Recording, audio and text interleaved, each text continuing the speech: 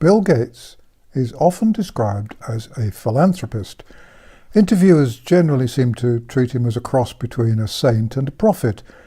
And in a way, this isn't difficult to explain. After all, the Bill and Melinda Gates Foundation is a partner with many media companies, tossing money around with remarkable generosity. In the UK, both the BBC and The Guardian are just two of the recipients of the Gates largesse. It would, of course, have been possible for Gates to have used his vast wealth to change poor countries in a very straightforward and positive way, for example, by using his billions to help with massive road building programs, or helping poor farmers to improve their land and their farms by digging wells, using $10 billion to set up water supplies would have been, doubtless, saved many lives in a simple, honest way. But you can't control the world quite so easily by doing practical, honest things which save lives. And Gates seems to me to be keen to control every aspect of our life. To me, he seems to be a strange hybrid of those mad fictional characters Dr. Strangelove and Ernst Stavro Blofeld, the James Bond baddie. I'm afraid I don't believe any of Gates's projects have anything much to do with philanthropy. There's too much intermixing of donations and business. What do the Gates family really want? I can't help feeling it's more about power and unspoken plans. Gates got rich through the Microsoft software company, allegedly because his mom knew the chairman of IBM and got young Gates his break. There are accusations that Gates stole some of the ideas for his business. Personally, I feel that Gates has made himself obscenely rich by making the world a far more stressful and annoying place than it was before Microsoft appeared. In my experience, there were other much easier to use processing programs, but Gates steamrolled the opposition out of the way with ruthless efficiency.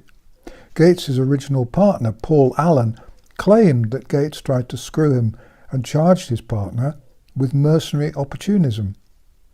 Before Gates arrived on the scene, people who wrote software often gave it away free. Gates took over the world of personal computing, acquired a monopoly position, and took full advantage of it to make himself very rich. And additionally, there have for some time in my mind been doubts about how close Microsoft is to the National Security Agency in the USA. The Microsoft billionaire seems to have learnt his hometown boy act from veteran investor Warren Buffett, who didn't get to be as rich as he is by being a hometown boy, but has a good line in simple charm. Gates has described himself as a health expert and frequently offers advice and predictions about health matters, though personally I'd have thought his only area of real expertise with viruses involved those usually found in computers.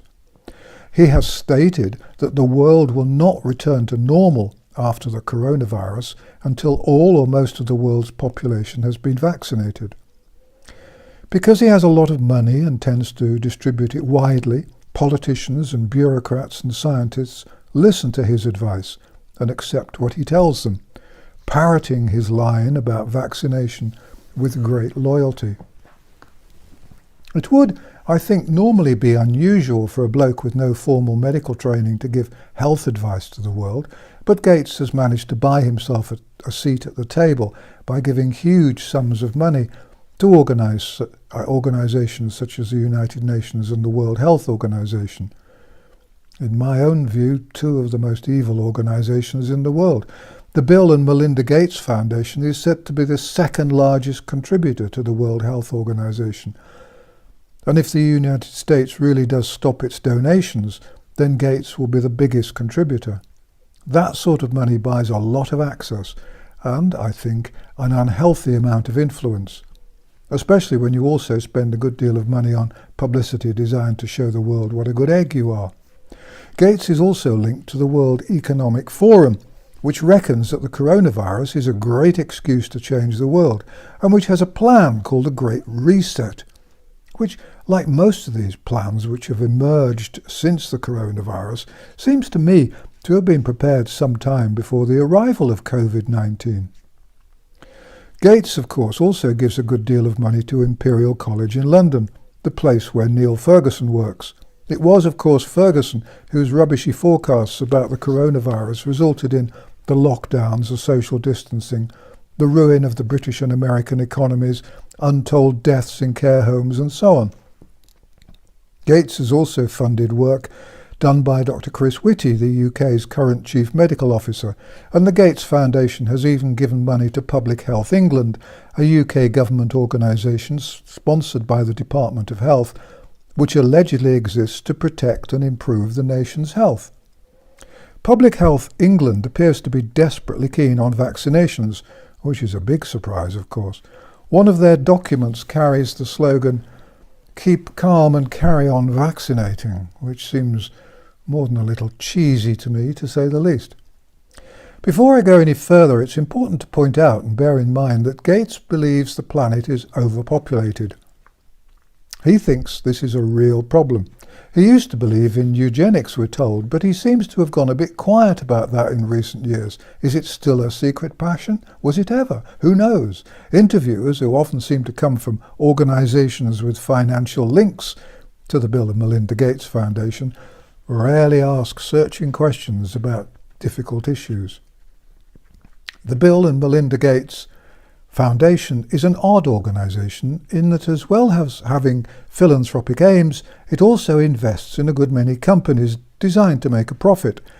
Indeed, the foundation seems to me to be doing very well, and it seems almost to operate as much like a family investment trust as a charity. The Gates Foundation has a mass of interlinked projects and commercial holdings, and it seems to an innocent outsider as though he's more interested in controlling the world than in helping people. Here are just a few of the things Gates is currently doing with his money. First, of course, there are the vaccines. I've already dealt with some of the controversies associated with the Gates obsession with vaccines in previous videos. Gates does seem obsessed with vaccines and now seems to favour ones using very new technology. He is terrifyingly keen on giving his experimental vaccine to billions of people, ideally to the whole population of the planet. It doesn't seem to occur to him that even relatively safe vaccines have been known to cause many thousands of deaths, might enhance susceptibility to disease, and indeed cause and spread infections. If it has occurred to him, it doesn't seem to be something that worries him unduly. On the surface, Gates seems to see vaccination as the answer to most of the planet's health problems and sees them as only doing good and incapable of doing very much harm. "We're not going to return to normal until most people have been vaccinated," he has said, after warning that the coronavirus would otherwise result in millions of deaths. "You will never be free until we have a vaccine," seems to be the mantra. Naturally, the politicians and the scientists agree with the man with the money, even though experts seem to agree that a vaccine may never be found. If no vaccine is found, then much of the world will remain in a state of terror, and social distancing and masks and occasional lockdowns will become a normal part of life. Is that what Gates wants? The politicians and the big business people with a yearning for control will be delighted. Moreover, Gates seems to have decided that we won't have a vaccine for 18 months, and naturally the world's politicians and scientists, many of whom are on the Gates payroll, agree with the world's least qualified but most powerful doctor. So it seems that the artificial lockdowns and the unnecessary social distancing and the masks will remain in place. Incidentally, I usually avoid the words vaccine and vaccination because they tend to result in censorship. On this occasion, however, it seems impossible to do so. Since Gates is convinced that the planet is overpopulated, it seems odd that he would be keen on vaccinating huge swathes of Africa. You might think that vaccinating children would mean that there'd be fewer deaths and that the population would go up, at least if Gates's predictions are accurate. But Gates argues that if you vaccinate children and they don't die, then mothers will have fewer babies, and instead of having 8 babies in the hope that 2 will live, they'll just have 3, believing that the vaccines will keep them alive. I'm not at all sure how this means that vaccination will result in a fall in the population, but Gates says it will, and the population and the politicians and the scientists and the journalists all nod wisely, pat their wallets, and agree with him. I haven't been able to find any real solid evidence for this claim, which seems to me to be a combination of the bizarre and the unbelievable, laced with wishful thinking, apart from the evidence from Gates himself, of course. I don't like to point this out, but religion seems to play a part in the number of children a woman has. In the UK, for example, the figures show that Muslims tend to have on average 3 children per family, whereas Christians usually have only 2. There are, of course, those who are concerned that Gates's mass vaccination program is part of his plan to reduce the world's population to 500 million or so, a figure that many who are keen on population control regard as acceptable. Personally, I can't see the difference between an untested vaccine used globally and genocide, but then I'm perhaps a little old-fashioned in liking to see drugs and vaccines properly tested before being rolled out to large populations. And although interviewers rarely seem to mention it, there are some very worrying stories circulating about some of the vaccination programs promoted by Gates and/or the World Health Organization. These are not, however, worries that get aired in those parts of the media supported by grants and partnerships from the Gates Foundation. I allow absolutely no advertising or sponsorship on my videos or website, but great chunks of the media, popular and specialist, seem to enjoy close financial links with the Bill and Melinda Gates Foundation, and it's important to remember this. I've no doubt that many websites are also given money or support by the foundation. I'll deal with Bill Gates's obsession with vaccines in the second part of this 2-part series entitled Just a Little Prick. But there are many other topics which must first be mentioned. First, the Bill and Melinda Gates Foundation has invested in a company called Monsanto. I have always regarded Monsanto as the most evil company on the planet, and I've thought of it this way for several reasons. First, Monsanto has long been a leader in the development of genetically modified plants.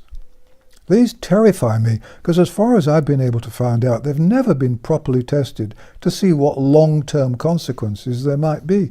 What damage could there be to crops in a few years' time? Could they become more susceptible to disease? And are there any risks to people who eat genetically modified food? For some years now, Monsanto has taken to patenting its seeds, and as a result, small farmers who've traditionally grown their crops from their own seeds have found they've been unable to do so. There are said to have been many thousands of suicides as a result of this, as farmers found that they weren't allowed to grow the seed they'd saved from their own crops, but they had to buy seeds they couldn't afford to buy. I've reported on this many times in the past. And of course, Monsanto is the manufacturer of Roundup, a doubtless effective but equally doubtless nasty weed killer. Unfortunately, there have been a number of claims that Roundup causes cancer, and there were 125,000 lawsuits as a result. The German company Bayer bought Monsanto a little while ago. Bayer is alleged to have paid $63 billion for Monsanto and to have paid $10.9 billion to settle the claims relating to Roundup. Bayer, now the new owner of Monsanto, has an interesting history, which is worth a short detour while we're here. Think of this as our equivalent of a side trip to Barnard Castle. In 1925, a group of important German companies, which included Bayer, formed a cartel called IG Farben. Their aim was to obtain control of global markets in key industrial sectors, specifically chemicals, pharmaceuticals and petrochemicals. History shows quite clearly that it was the formation of this cartel and the creation of IG Farben which led directly to the Second World War and all its associated atrocities, and ultimately the European Union. IG Farben's need for cheap labour was so great that the company built a huge factory at Auschwitz, where there was a large reservoir of slave labour. Bayer, the company's pharmaceutical division, tested its drugs on prisoners. IG Farben also made huge amounts of money by providing the gas for the killing of prisoners in concentration camps throughout Germany. At the end of the Second World War, IG Farben was broken up into 4 new companies, one of which was Bayer, and all of Farben's assets, including the profits from manufacturing the gas used in the infamous gas chambers, were transferred to the new companies, all of which were managed and run by the people who had run IG Farben. So the bottom line was that although IG Farben had been run by war criminals, no one was really punished, and things had carried on much as they had during the war. The only thing that changed was that a good deal of company notepaper had to be redesigned and freshly printed. The new companies denied any responsibilities for the actions of IG Farben on the basis that they were new and hadn't existed during the war. This disgraceful self-serving legal move was accepted without a murmur of protest. Bayer, which had been part of IG Farben, had used concentration camp victims for its experiments and for testing new drugs, but the company was allowed to keep all the profits from these experiments. By the mid-60s, Bayer had become ever richer and more powerful. And there seemed to be no shame about the past. Bayer actually set up a foundation to honour a Nazi called Fritz Termeer on his 80th birthday, and started the foundation off with a donation of 2 million Deutschmarks. It wasn't until 20 years later that Bayer changed the name of the foundation. It didn't seem to bother anyone that Herr Termeer had overseen the building of IG Auschwitz and had been found guilty of war crimes, including genocide, and sentenced to just 7 years imprisonment in 1948. Naturally, he didn't serve the full sentence. Fritz Termeer, one of the most evil Nazis, was released in 1950 and immediately rejoined the board of Bayer. That's the end of the detour. Will Bayer be making a coronavirus vaccine or treatment? Who knows? Would you want it if they did? The bottom line is that I cannot imagine why anyone who really cares for people and the planet would put any money into Monsanto or Bayer. Many investors try to avoid what they think of as dirty companies who do or have done bad things to people or the environment, but this doesn't seem to bother Gates. And oddly enough, I haven't been able to find any evidence that interviewers from The Guardian or the BBC have asked Gates whether he's comfortable with his investment in a company widely regarded as worse than wicked.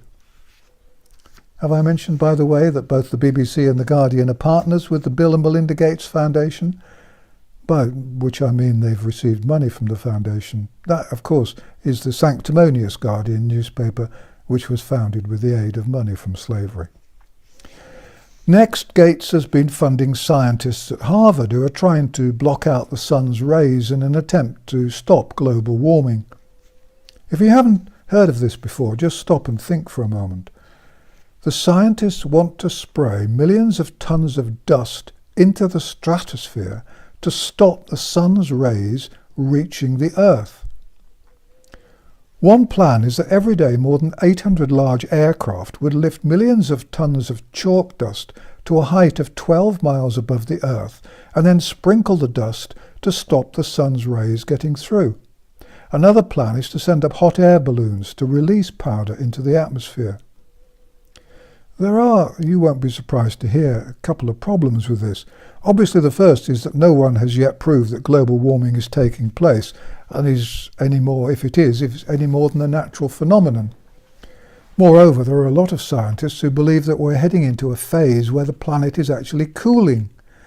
Is it really a coincidence that the Americans and the Chinese are busy building icebreakers? Would they do that if they thought the ice was all melting because the Earth was getting hotter?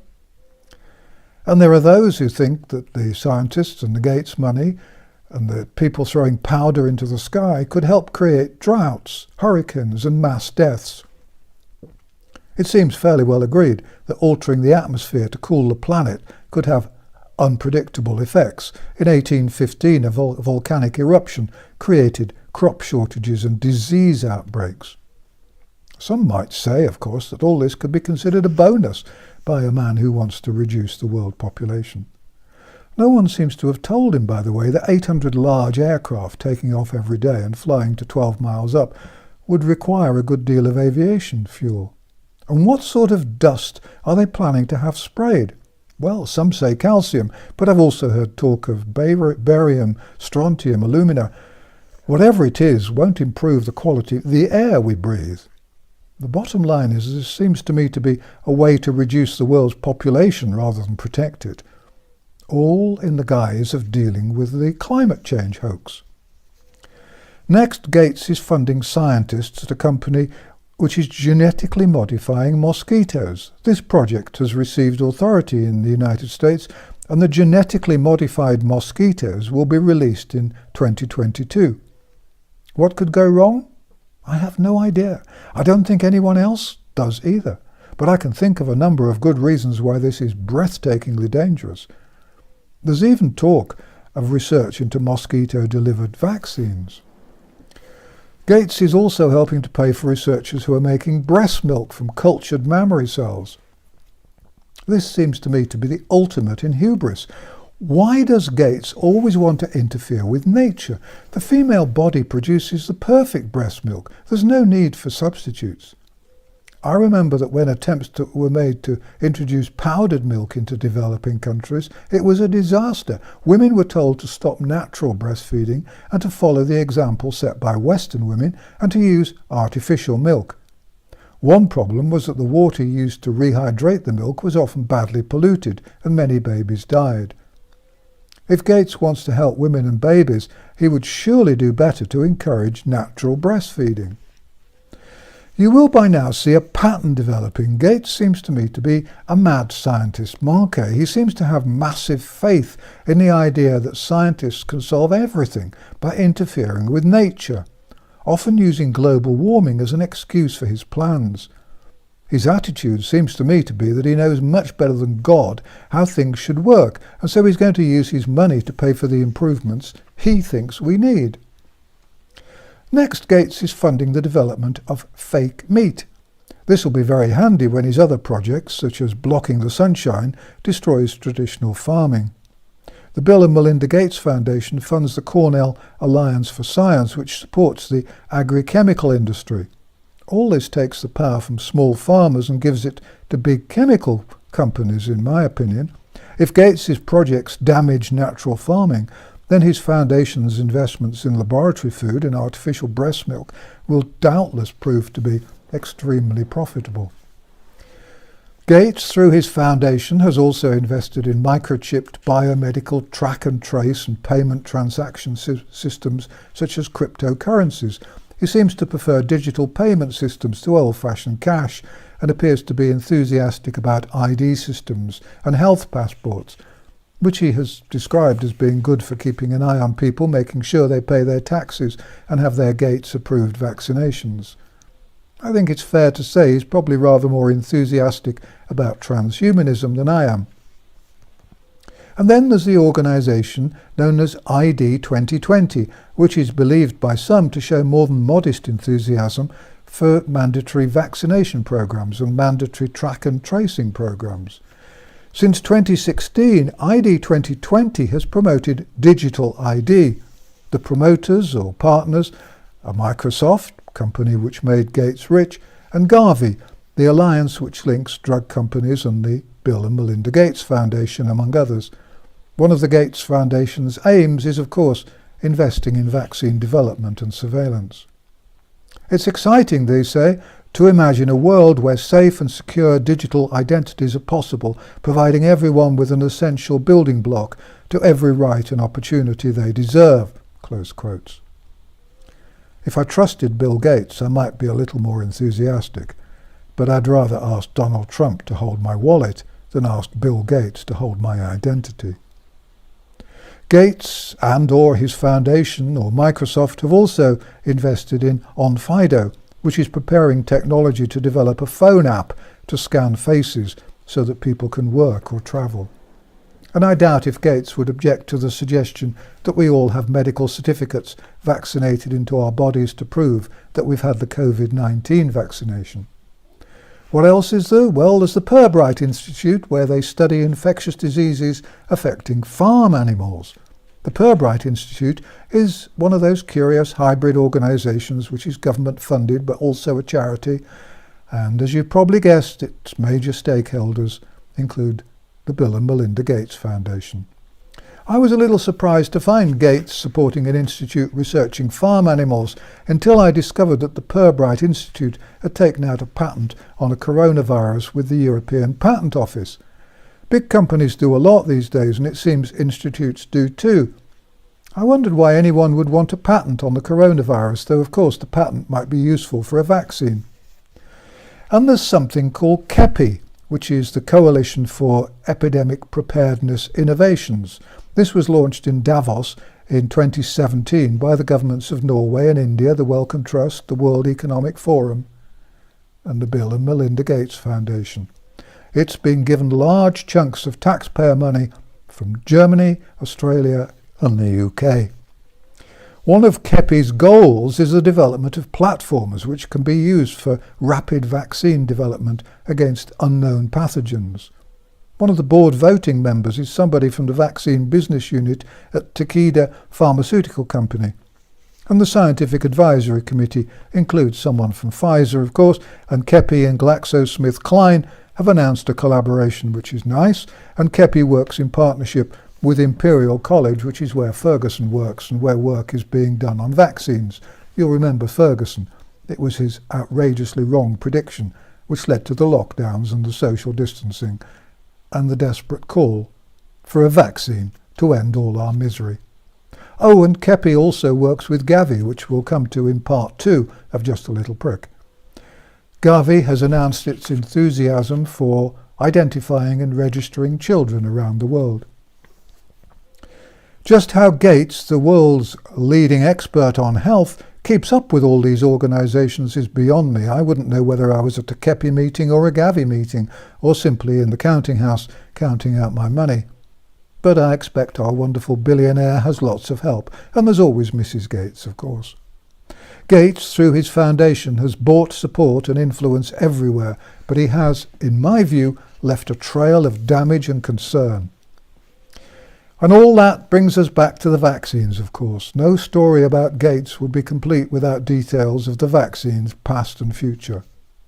I'll deal with Mr. and Mrs. Gates' obsession with vaccines in the next part of this 2-part series. It's an obsession which seems to me to be distinctly unhealthy, though perhaps not for Bill and Melinda. I don't think it's too healthy for people in developing countries, and it's probably not going to be healthy for those of us in developed countries either. When asked when we would get back to normal after the coronavirus hoax, Gates said, "When almost every person on the planet has been vaccinated against coronavirus." He has colourfully described the vaccine for COVID-19 as the final solution. Inconveniently, many experts say it may not be possible to make a vaccine. Some point out that making a vaccine often takes many years. And I am not the only doctor to worry that if a vaccine is made very quickly with inadequate testing, then the global consequences could be absolutely catastrophic. Injecting 7 billion people with an experimental vaccine sounds to me like a potential recipe for a disaster previously unknown on the planet.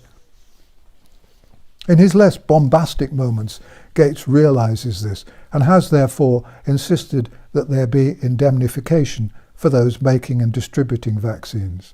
In other words, if the vaccine kills you or destroys your brain, then you're on your own. Don't expect any compensation.